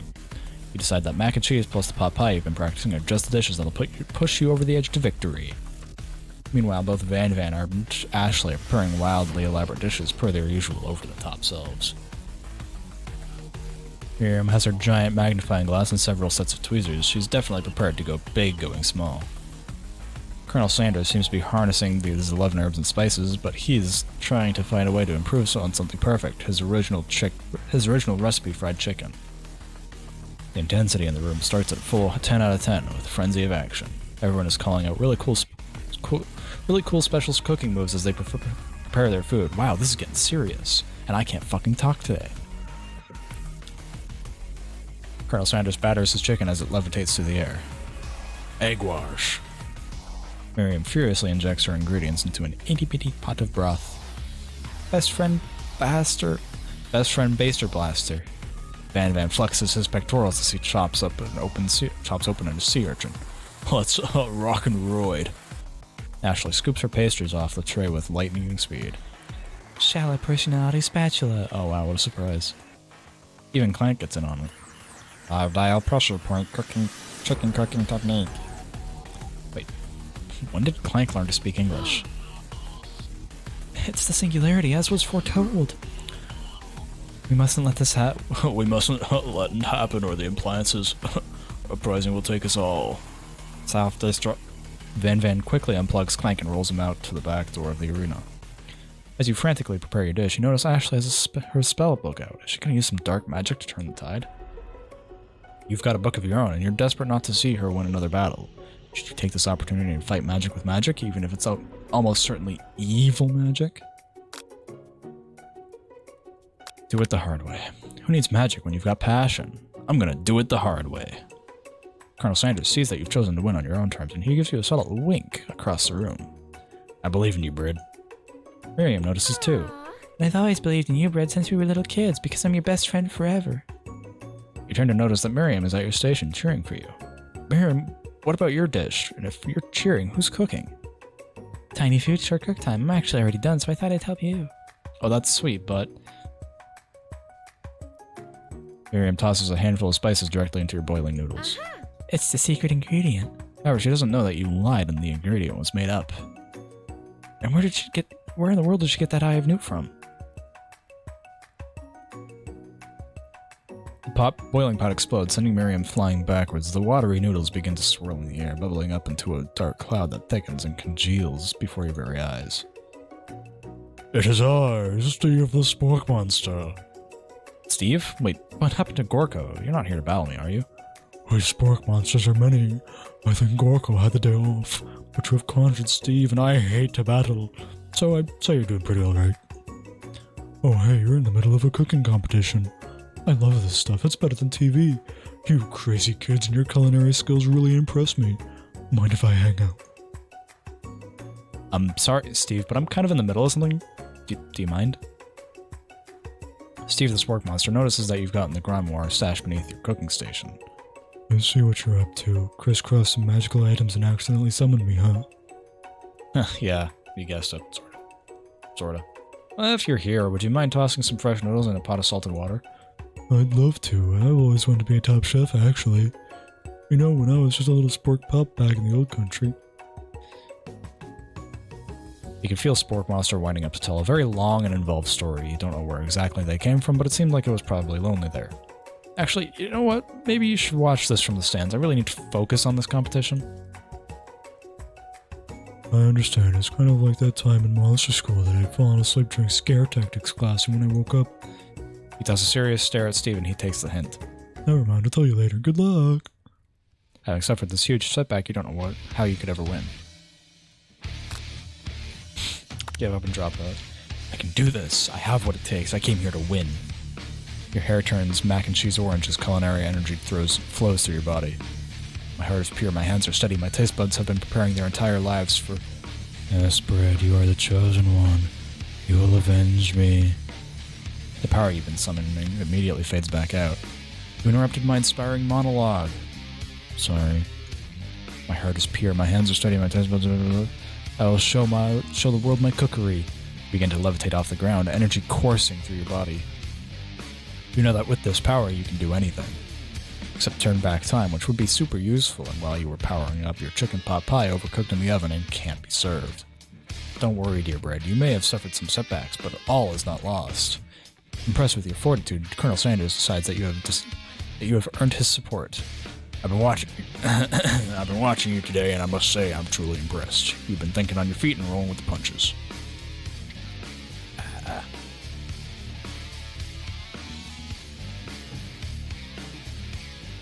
I'm dying.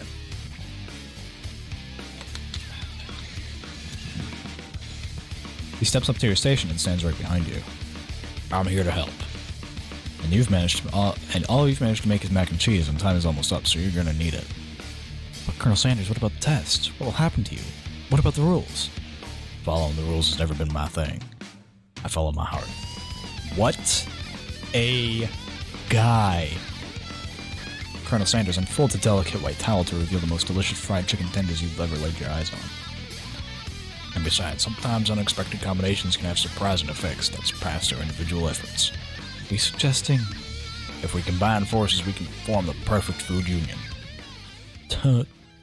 Time's up, students. The time expired, and it's the moment everyone's been waiting for. You must now prepare to present your dishes. A handful of students stand tall, but the class seems incomplete. It seems we're missing some students. Pop, Mike? From off screen, you hear a pure and innocent giggle that can only come from one student. I'm flying. Sounds like it's coming from that broom closet over there. Miriam, would you mind? Inside of the closet, you see Pop hanging on a broom hook by the elastic of his underpants. Pop, get down from there right now. Let me guess, did Van Van have something to do with this? When someone asks for a wedgie, who am I to refuse? I thought a wedgie was a salad.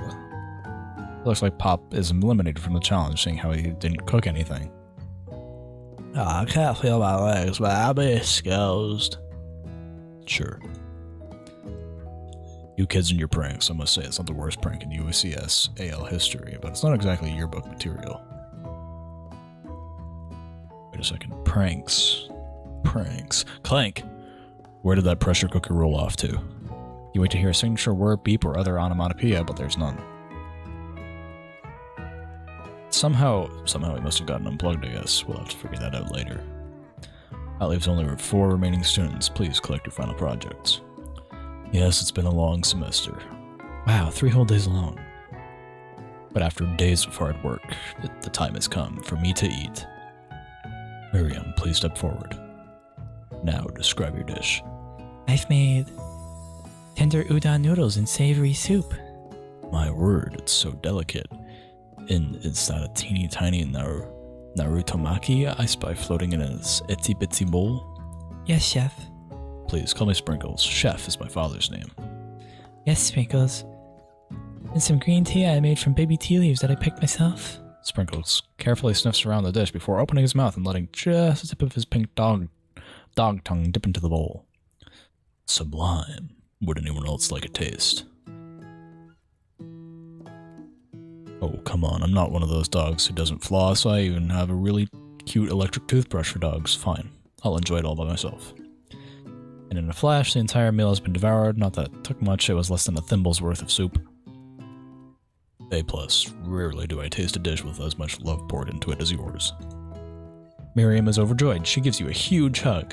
Thank you, Bread, for helping me believe in myself. Van, you're up. Now describe your dish. I made uni over smooth egg custard and axe-hewn urchin shell topped with caviar. Did you skewer one type of urchin with spines from a second different colored type of urchin? Yes, Sprinkles. A bit much, don't you think? That's exactly why I did it. A bit much is my kind of brand. Doesn't it look cool? Sprinkles leans in to sniff the uni, but he can't even get his nose close on account of all the spikes. He begins to paw at it erratically, causing the custard to slosh around. Woof. Woof. Please, be gentle with my cuisine. Finally, Sprinkles goes all in, tongue first, but he can't get past all the needles. He reels back as his tongue is poked and prodded. Youch. My tongue. The professor appears to be having an allergic reaction to the sting. I can't eat death. I keep poking my tongue. Death qualified. A stunning turn of events. Who would have thought that serving food in a bowl made of needles could make it so difficult to eat? Dejected, Van does not go gentle into the night. Disqualified. For glamour? Don't discount simplicity. This isn't the last you've heard of me. Before forcing us to endure his swollen tongue for another moment, Sprinkles graciously laps up a bowl of milk. I know. Yeah, I'm a dog and I drink milk. Get over it. Sometimes it helps calm my agitated tongue. Next student, Ashley, it's time to step up. Now describe your dish. I made orange blossom Turkish delight and a light rosewater syrup topped with French meringue and connected by a sugar glass. That actually doesn't sound too bad. Indeed, it's quite delightful. However, I ask that you please refrain from eating it or attempting to taste it in any way. It's very fragile and meant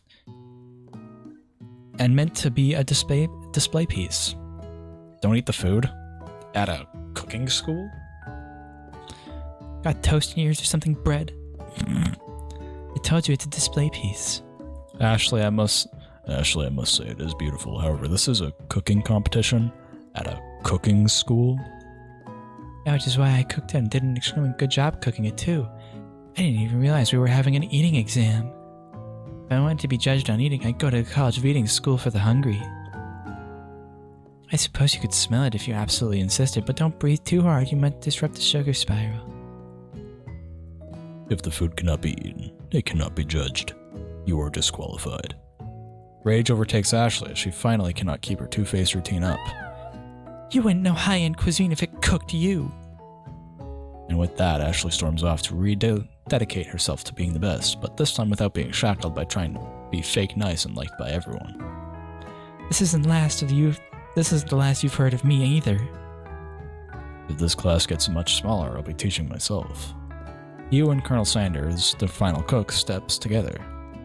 2 chefs. What began as a bowl of delicious mac and cheese has become something else. He examines it closely, sniffing and eyeing the bowl. Uh-oh, I don't have a good feeling about this. From somewhere in the room, a literal drum roll plays.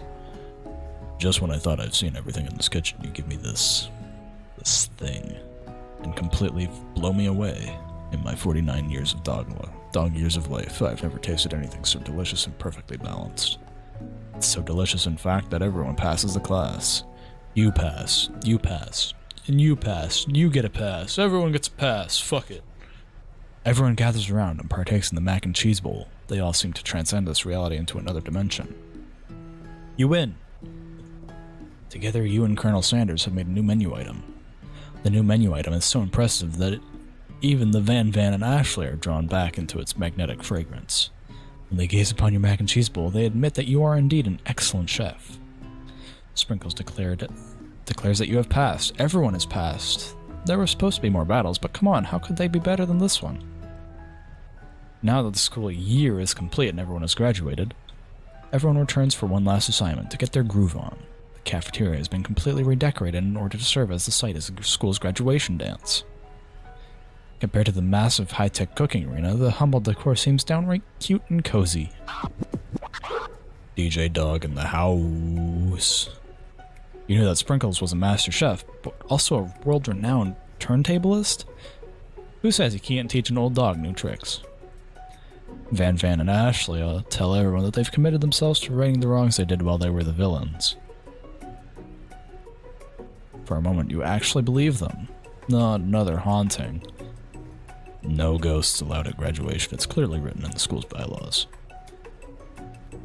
That was never actually a ghost. It was all a trick to get you to finally notice me. Oh, amusing. Now that everyone is together, it's the Spork Monster. He's totally mellowed out. Everyone, the Spork Monster is no more. From here out, I'd prefer that everyone refer me by my new name, Party Monster. Student tries to finish what he had to say, but everyone is too wrapped up in talking to Party Monster. Dejected student walks off. Maybe things didn't work out for Miriam romantically, but she found the love in her cooking, and you know she's gonna do great. Red carpet rolls out across the floor of the ballroom. It's like a Hollywood movie premiere. Who could command such an entrance? It's Pop. He's arrived late to the dance, but apparently for good reason. Walking the carpet, you see perched up atop his dirty chef's hat, a crown. Welcome back, Pop. I know you weren't able to complete the final exam and accept your diploma, so we had it mailed directly to your father. We figured it was the least we could do for the school's dean. Oh, now I get it. And we get a new wing on the school, not to mention in the honor of educating the son of Chancellor Such and such. Okay. The music at the dance is interrupted by the sound of sparking and electrical hissing. It's Clank, who has arrived late to the dance. Now that I have graduated, I can reveal my truth. Whoa, he's still doing the talking thing. I am Clank. I am not of this earth. I am actually from a faraway planet in another dimension. What? I actually feel like I knew this the whole time. Now that I have learned the ways of your kind, I must return. Miriam, will you come with me? I don't know what to say. Besides, no, obviously. I just began to learn who I really am. This isn't time for me to devote my life to figuring out who you are, Clank. You're blown away by Miriam's maturity. It's pretty clear she's managed to surpass you in that regard. I understand, kind of. Humans are weird. The portal opens up and Clank disappears through it. Finally, Colonel Sanders arrives. Howdy, classmates. Oh my god. What the fuck is this body type?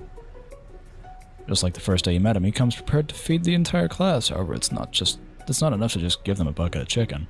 This time it's a full meal. I didn't get to be the most famous chicken man in history of chicken and man by not reminding people to go out and buy my chicken. The end. Hey everybody, remember, buy KFC. Buy KFC, buy Burger King, buy Domino's. All the things that I've made videos on is free advertisement for these places. No, it's not the end. As everyone feasts on the delicious chicken dinner, Colonel Sanders finds you sitting at the edge of the dance floor. Brad, what are you doing sitting all alone? Oh, you know, I'm just waiting for the right person to ask me to dance. I wonder, might you tell me, what are the qualities that you would expect to find in such a lucky person? Off the top of my head, I don't know. Spicy musk, tidy goatee, degree from the University of Cooking School Academy for Learning, just to name a few. Truly is my lucky day. Would you dance with me? Yeah, sure, why not? As you glide across the dance floor hand in hand with Colonel Sanders, the future stretches out in front of you. And once my 100th franchise is up and running, I'll be ready to take a day off. And I'll be so glad to spend it together with you, Bread. How sweet, we'll work together and play together. Colonel Sanders stops dead in his tracks. Work together? Well, I think this is something I'll just need to do by myself. But who will help you run your restaurants? I don't believe I need help. Besides, based on your time at school here, do you think really running restaurants is the best path forward? Could it be? You found a love connection but failed to earn Colonel Sanders' respect as a chef? Can you live with only half of him? Will you be able to endure sharing him with his other love, the life of an entrepreneur? I suppose I could enroll in a pastry school. Oh, my dear Bread, I'm sure you'll find your place eventually. And along the way, you'll have me by your side. The end. Wow. What a game. Thank you, KFC.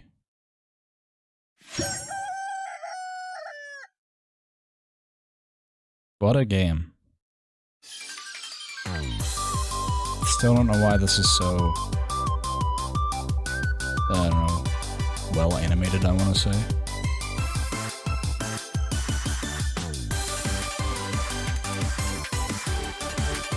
Alright, well, we're going to take a quick break and come back with Sonic Adventure. That's pretty much it for the Valentine's Day special. We're going to move on to Sonic Adventure Part 2. So, again, to reiterate, that's the end of the Valentine's Day special. But we're going to move on to Sonic Adventure Part 2. We're going to play Tales of Story because I'm in the mood for it right now. So, yeah, stay tuned, and we'll be back right after these messages.